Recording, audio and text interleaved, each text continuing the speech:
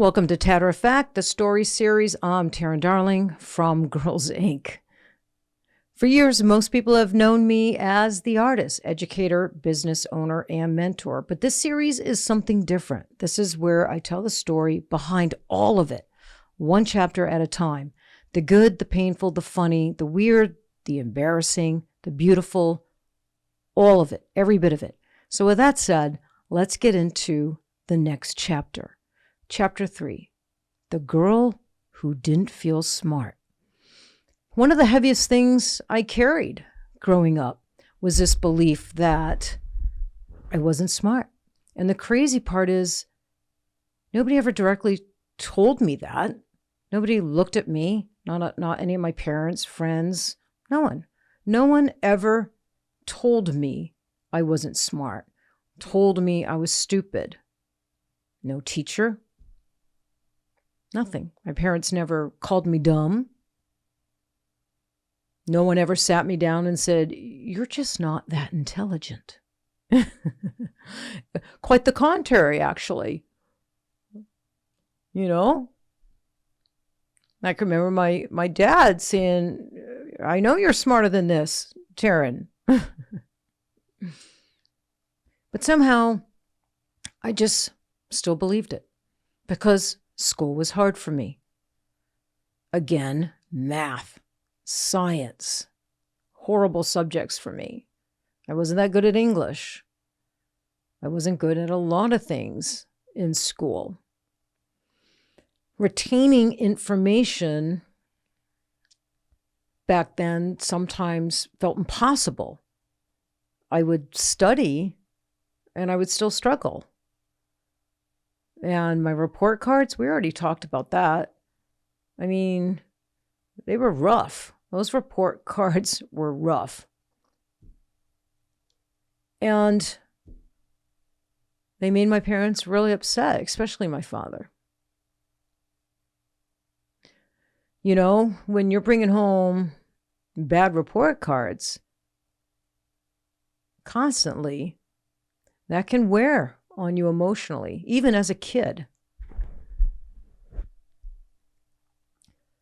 And when you are a kid surrounded by other kids succeeding academically, it's hard not to compare yourself.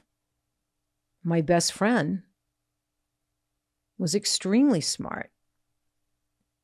She was in accelerated classes, algebra, calculus. She got great grades. And it looked like everything came naturally to her academically.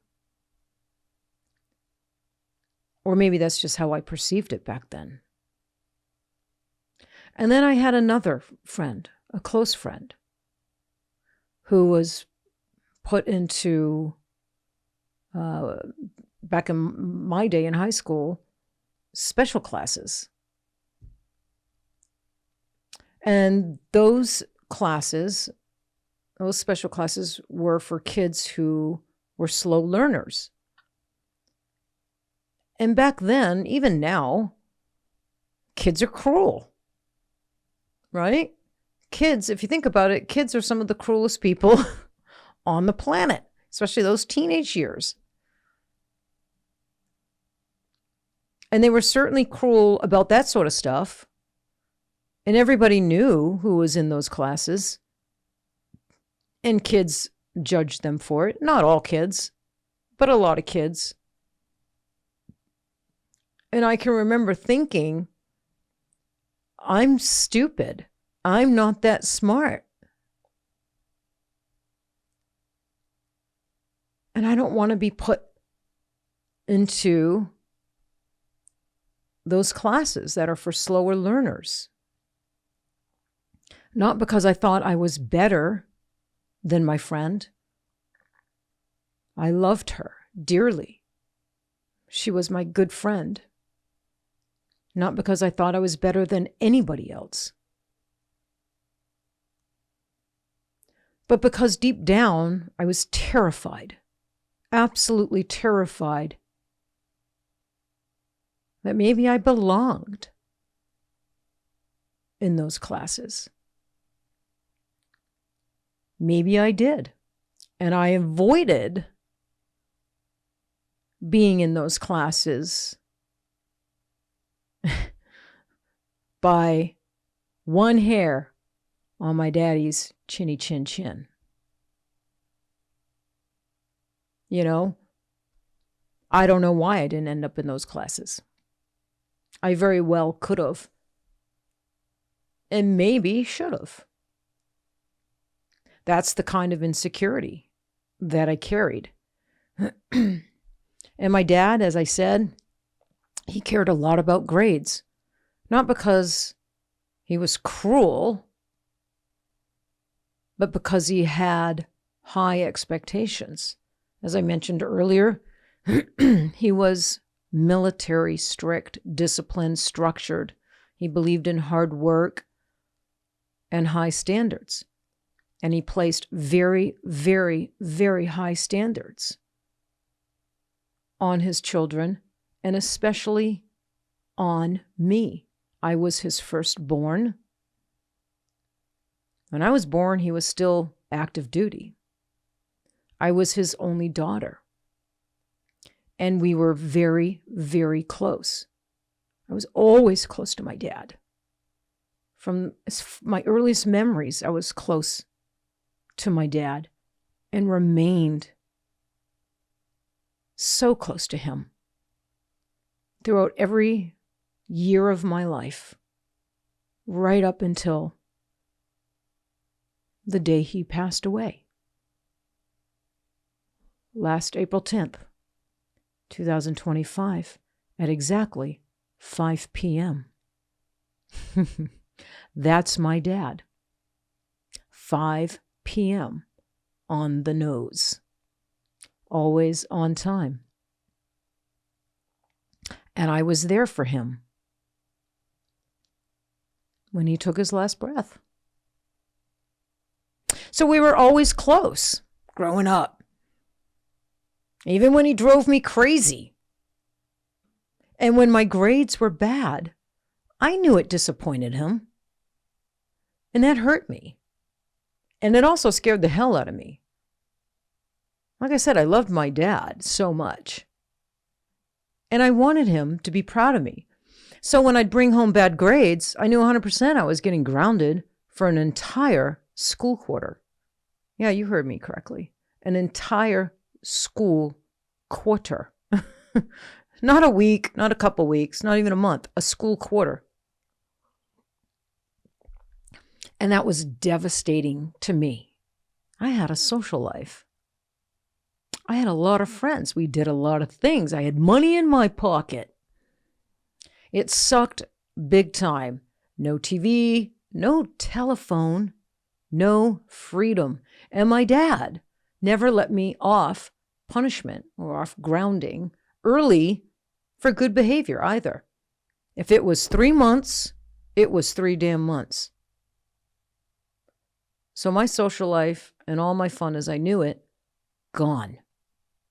Gone. I hated it. Who wouldn't? Sometimes in those moments, I felt like I hated my dad. But I just hated the circumstances. I would cry like a baby and beg for him to lift up on the hard time. That's what it felt like, hard time. Come on, Dad. Let me off early for good behavior, I'd say. Crying, snot running down my nose. Nope. Not with him. No getting off early. He would say to me, you know what, little girl? One day you're going to thank me for being so hard on you. You watch. Man, didn't that piss me off even more? I hated when he said that to me. One day you're going to thank me for being so hard on you. You just watch. Thank him? Are you kidding me? I wanted to tell him right then and there where to stick it. And I did.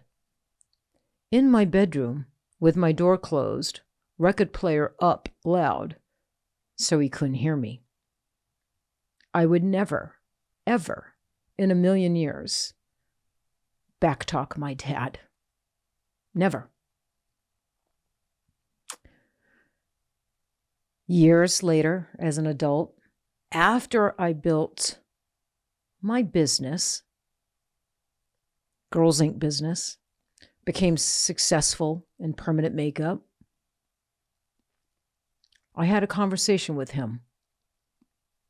This is a few years ago. And I said to him, you know what, Dad?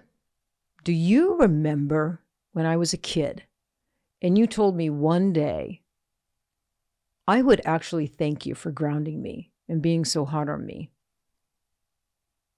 Let me tell you what, never in a million years, Dad, did I think I would ever say this to you. But you were right. I'm so glad and I'm so grateful. You were hard on me and strict with me. And I mean that, Dad. And I did mean it. Because that discipline became part of who I was later. But back then as a kid, I just felt emotionally and mentally exhausted trying to measure up. I think that's important for people to understand. Not just about me and this story, but about yourself and your story. Sometimes struggling in school isn't just frustrating academically, it becomes emotional, very emotional. You start attaching your worth to your school performance, your academic performance. You start believing good grades means smart, bad grades means stupid. And I think maybe sometimes some parents, they don't see that with their children. They might not even think children can become emotionally exhausted or distressed about bad grades and about other things, right? Because in the moment, I can remember, especially when I got a little older in high school, I can remember saying to my dad, well, what the hell do I need algebra for anyway? You ain't even going to use it. I got a little bit more wise ass, I guess. Not too much with my dad, but I push it a little bit. So it could have, what I'm trying to get to is it could appear to my parents that I didn't care.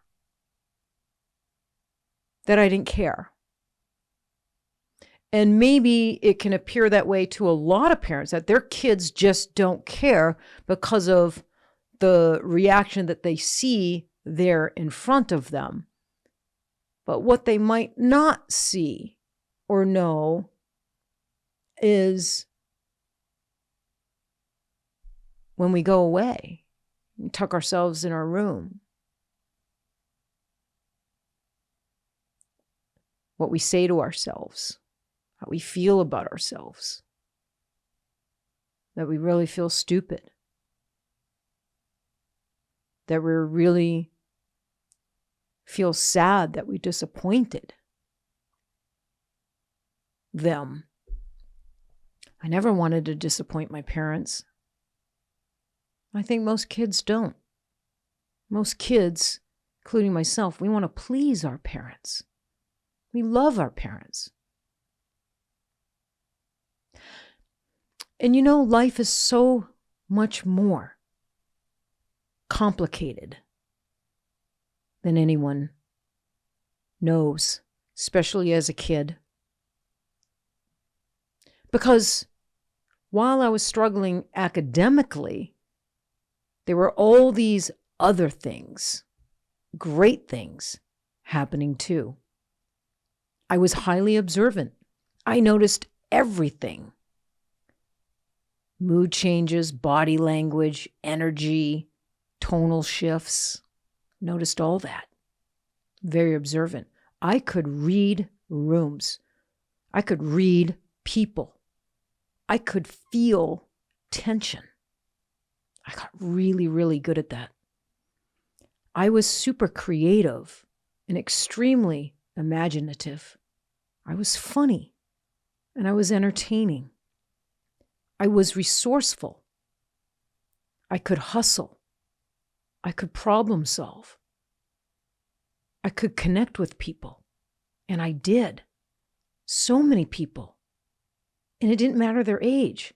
I could connect with older people in their 70s and 80s. Whether it was a man or a woman, I could connect with them, laugh with them, have conversations with them. I could connect with little kids, 3, 4, 5, 6 years old, and every kind of person in between. I could really connect with people. And I could work hard. But when you're young, nobody tells you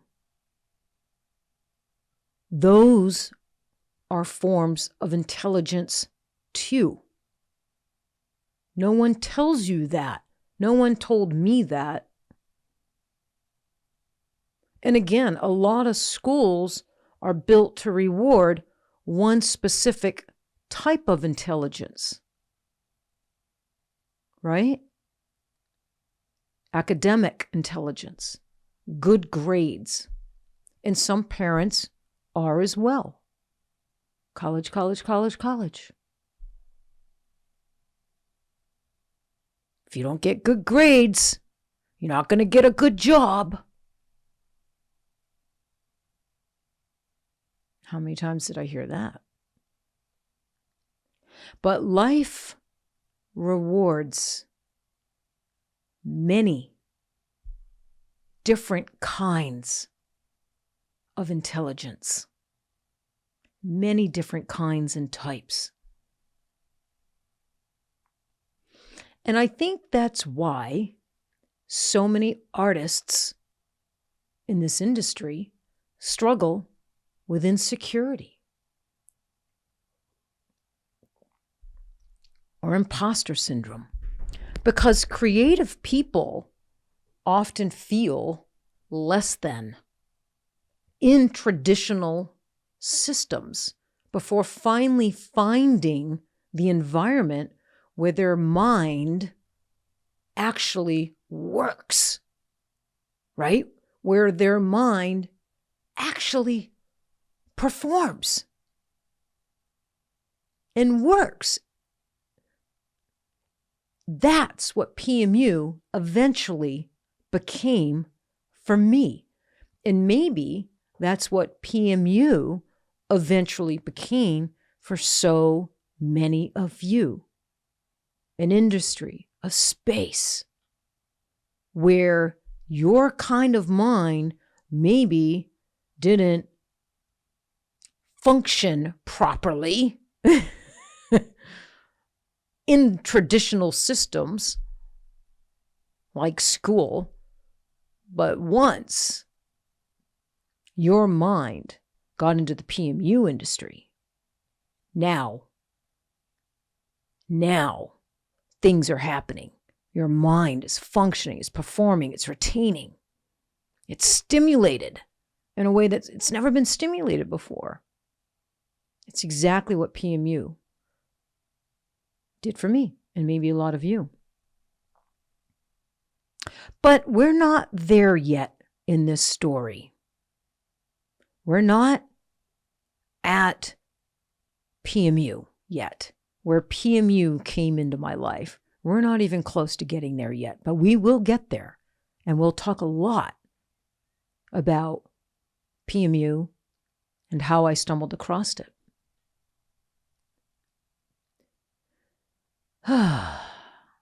Back when I was a kid, I was still trying to figure out who I was. And underneath all of that insecurity was anxiety as well. I definitely had anxiety as a kid. Didn't know it was anxiety.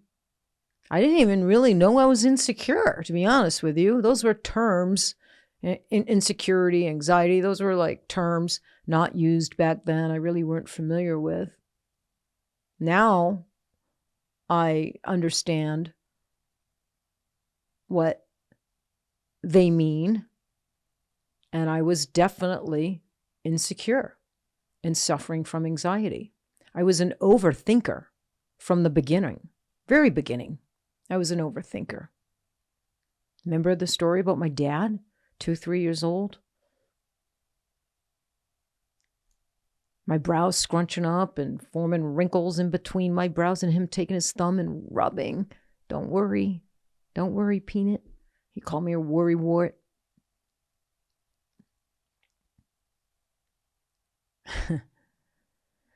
Yeah. He would do that. And he would love to tell that story. He reminded me of that story and all those times that he would have to take his thumb and rub between my brows and tell me to relax and not to worry. He used to tell that story all the time. Every time I got worried as an adult, as a matter of fact. Oh, God, you've been worrying since you were 2 years old. And then off you would go and tell me the whole story. I think I was carrying worry long before I even understood what worry was. And as I got older, I started realizing something else about myself. My brain moved fast, very fast, especially sometimes. Sometimes it moved so fucking fast. Still does. Ideas, thoughts, creativity, energy, intensity. And there were times I'd get extremely excited, extremely driven, almost electrically motivated, talking fast, thinking fast, creating fast, electrified. And then afterward, I'd crash. Not dangerously, but enough to notice. A couple of days in my bedroom, quiet, withdrawn, exhausted. Turning on my little TV I got for Christmas and getting lost in horror movies, black and white horror movies. That pattern followed me into adulthood. And even now. But now I just crash on the couch with my fur babies and binge on crime docs. And that's probably where my love of crime docs came from. True crime series and documentaries. Being a kid. And retreating into my room, my little bedroom, locking the door and watching black and white horror movies like Frankenstein and Dracula and, all those movies. It took me a long time to recognize those patterns in myself. It wasn't really until just a few years ago I realized what that actually was. What was happening to me. There is a name for it. I don't really care too much about labels. I don't care for them at all, to be honest. I think human beings are complicated. And most of us don't fit nicely into a pretty little box. We can be a little messy. We can be a lot messy some days. But I do think entrepreneurs, creatives, artists, dreamers, a lot of us operate with very, very intense minds. And sometimes the same brain that creates brilliance can also create anxiety.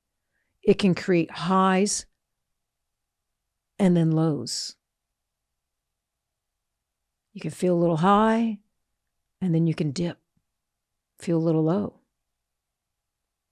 Some people can feel super high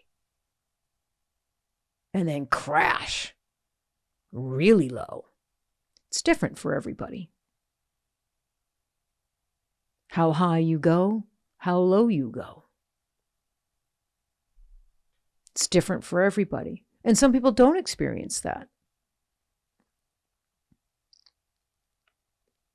But a lot of people do, and it's real. We feel that high and then that dip. And it doesn't always feel good. It can actually be painful sometimes. It can cause migraines, sleep issues, different side effects for different people. I know for me, it causes sleep issues, it causes migraines, headaches. It causes frustration. And it's taking me this long. And I do need to add a really good partner, my wife, Kat, to recognize what that thing is, what it is. What I'm doing when I feel a little high and then I dip low.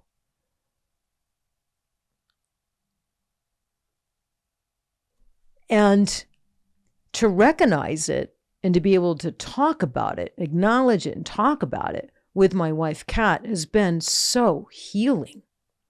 So healing. You know, when I first told her, this is like 4 or 5 years ago, and I told her, I said, I think I have a little, you know. She's like, yeah, I know. I'm like, you know? Of course I know. I've known for a long time. I'm like, well, why did you never tell me? Because I didn't want to hurt your feelings. I didn't want to hurt your feelings. And she said that she did try to talk to me about it, but I would get super defensive. And I probably did. I'm sure I did, you know, because we're having a conversation about me. It's me. It's me, it's my brain, it's how I function, it's me, right? And so I think for a lot of people, there is a little shame at first. And that shame can follow you all your days, all your years, your entire time on earth. You can carry shame. And it's one of the other reasons, one of many I wanted to do this storytelling, this series. Is I do not want anyone, to carry shame if you have highs and lows. And I'll just say the word, you know, technically speaking, you know, like the term they use in the medical community is mania. Like I said, I don't like labels at all. I don't say, oh, I'm manic. I don't describe myself as manic or being mania. But I absolutely recognize that I can get really super high and elevated and feel electric and my brain's moving really fast. I'm talking fast. My voice might get a little louder. And I can be that way, you know, the entire day. And then I can't sleep and whatnot. And, you know, lots of other, you know, physical issues come along with that. And then I can be that a second day, but just not on much sleep. And then eventually, after a couple of days, 2 or 3 days, I crash, I drop, and I have no energy and I'm exhausted. And, so I think a lot of people have that. And like I said, we have it at different levels, you know, and if you have it high enough, if your highs are high enough and your lows are low enough, I mean, that can even move from mania and being a little manic into bipolar. And then the bipolar spectrum is really wide. You can have people that have, they're slightly bipolar, and then and they don't have to medicate. And then on the other end of the spectrum, you have people that are highly bipolar and do have to medicate.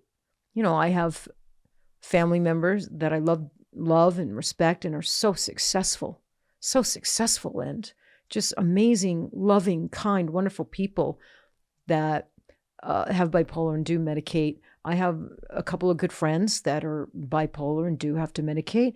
And then I have some family members and some friends that are low level and don't medicate at all. They manage in other ways. They learn coping skills and tools. And then there's people I know that are a little more like me, that get a little high, a little low. They get a little manic sometimes, and we don't have to medicate. We've learned coping skills and tools, and then some people do have to medicate. It's just you got to find your path and what works for you and allows you to not just function, but to be happy. To be happy and to actually feel joy. Feel joy. And that's what I want for everybody struggling with some of these issues that I just talked about. First is release the shame. Don't ever have shame over it and be embarrassed by it. So many people have it, and entrepreneurs definitely do. A lot of entrepreneurs, creatives, dreamers definitely do. Lucky you. But and in the PMU industry, we're all entrepreneurs if you're in the PMU industry, and the industry can be tough. So yeah, just don't carry shame. Release the shame and figure out what you need to do, what you need to learn, what you need to incorporate into your daily routine to manage it and to cope with it, so you can be happy. That's what it's all about. It's life short. There's not much of it. And the older you get, there's less of it. And I want to enjoy it. I didn't work this hard. Me and Kat have this conversation all the time. We did not work this hard, right? 25 years alone in permanent makeup. Just alone in permanent makeup. To get to this place that she and I are at now, that I'm at now, which is a place of success, financial success, and great friends, and I built a good life with great people, great business, in an amazing industry with amazing colleagues and PMU artists. Even though I've never met most of you, it's like I just feel a connection to you and an infinity to you. I want to enjoy all that. Truly, truly enjoy it. And that takes recognizing, acknowledging, and then working on it. So anyway, to get back, despite all that I mentioned, despite the insecurity, the struggling in school, feeling behind other people, comparing myself to other people, the highs, the lows, all of it, there was still this tiny voice inside me that never completely went away. A voice saying there's something bigger waiting for you. I didn't know what it was yet. I just knew I felt it. And maybe that's what kept me going. Probably, deep down, part of me already knew I wasn't stupid. Maybe, deep down, I already knew I wasn't stupid. I'm not sure, but maybe. And maybe I just hadn't found my environment yet, my space yet. So before I go,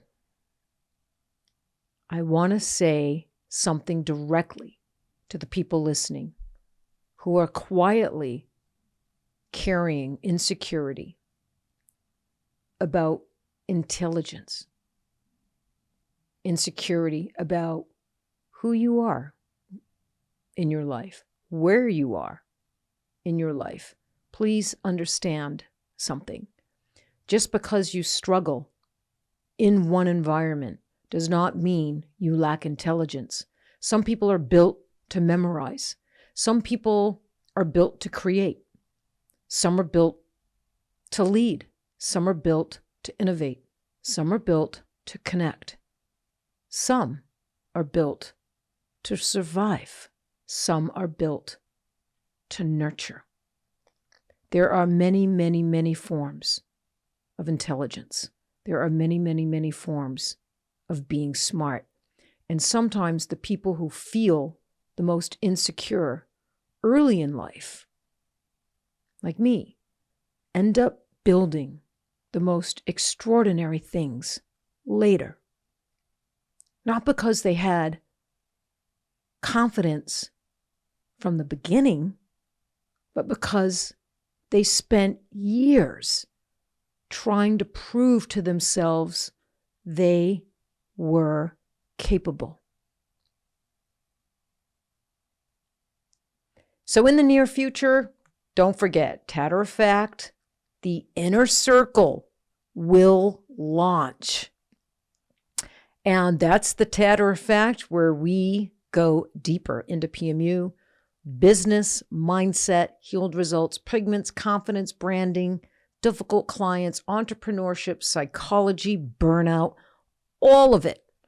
The real stuff, the things most people in this industry either won't say, gloss over, or don't know how to explain.